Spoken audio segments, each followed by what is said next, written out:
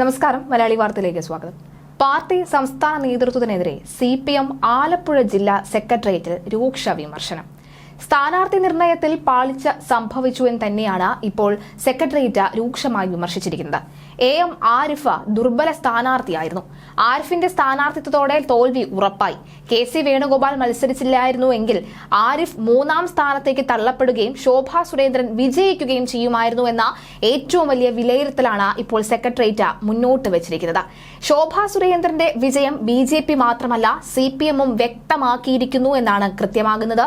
ഇത് കേന്ദ്ര നേതൃത്വം, BJP-യുടെ കേന്ദ്ര നേതൃത്വം മുഖവിലക്കെടുക്കുന്നുണ്ടെന്നാണ് വ്യക്തമാകുന്നത്. ശോഭാ സുരേന്ദ്രൻ ഒരു ജൈൻ കില്ലർ ആണ് എന്ന തരത്തിലുള്ള വാർത്തകൾ നമുക്ക് ഇതിനു മുന്നേ വന്നതാണ്. അല്ലെങ്കിൽ അത്തരമൊരു കാര്യം അതായത് എവിടെ ചെന്നിരുന്നാലും താഴെ തട്ടിൽ നിന്ന് മുകളിലോട്ടുള്ള തന്നെ എല്ലാ വോട്ടുകളും തനിക്ക് സ്വന്തമാക്കാൻ കഴിയുന്ന തരത്തിലുള്ള ഒരു വിജയം അത് ശോഭാ സുരേന്ദ്രൻ ഉണ്ടെന്ന് എല്ലാവർക്കും അറിയാം. അത് ഇപ്പോൾ പൂർണ്ണമായും സമ്മതിച്ചിരിക്കുകയാണ് CPM-ഉം എന്ന് വേണം പറയാനായി. അതായത് ഉള്ള കാര്യം തുറന്നു പറയുകയാണ്. അവിടെ ഈ വേണുഗോപാൽ വന്നില്ലായിരുന്നുവെങ്കിൽ, KC വന്നില്ലായിരുന്നുവെങ്കിൽ ഒരുപക്ഷെ എന്നല്ല പൂർണ്ണമായും 100% ശോഭാ സുരേന്ദ്രൻ വിജയിക്കുമായിരുന്നു എന്ന് തന്നെയാണ് ഇപ്പോൾ CPM ആലപ്പുഴ സെക്രട്ടേറിയറ്റ് വിലയിരുത്തുന്നത്.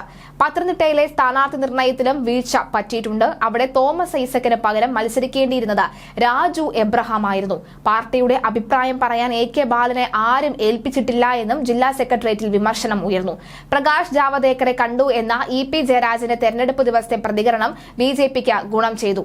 SNDP യോഗം ജനറൽ സെക്രട്ടറി വെള്ളാപ്പള്ളിക്ക് പിഴവുണ്ടായിട്ടില്ല.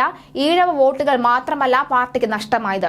മത്സ്യത്തൊഴിലാളികളും കർഷക തൊഴിലാളികളും കയർ തൊഴിലാളികളും ഉൾപ്പെടെ അടിസ്ഥാന വർഗം തെരഞ്ഞെടുപ്പിൽ ഇടതുപക്ഷത്തിൽ നിന്ന് അകന്നു നിന്നുവെന്നും CPM ആലപ്പുഴ ജില്ലാ സെക്രട്ടേറിയറ്റിൽ വിമർശനം ഉയർന്നു. കലിവന്നൂർ ബാങ്ക് തട്ടിപ്പുമായി ബന്ധപ്പെട്ട 3ാം ഘട്ട സ്വത്ത് മരവിപ്പിക്കലാണ് എൻഫോഴ്സ്മെന്റ് ഡയറക്ടറേറ്റിന്റേത്. 29 കോടിയുടെ സ്വത്തുക്കളാണ് മരവിപ്പിച്ചിട്ടുള്ളത്. എന്തായാലും നിലവിൽ ആലപ്പുഴയുമായി ബന്ധപ്പെട്ടുള്ള വാർത്തകൾ നോക്കുമ്പോൾ അത് കൃത്യമാണ്, നമുക്ക് മനസ്സിലാക്കാൻ സാധിക്കുന്നുണ്ട്. അതായത് ആലപ്പുഴയിൽ ശോഭാ സുരേന്ദ്രന്റെ വിജയം അത് CPM-ഉം അറിഞ്ഞിരിക്കുകയാണ്.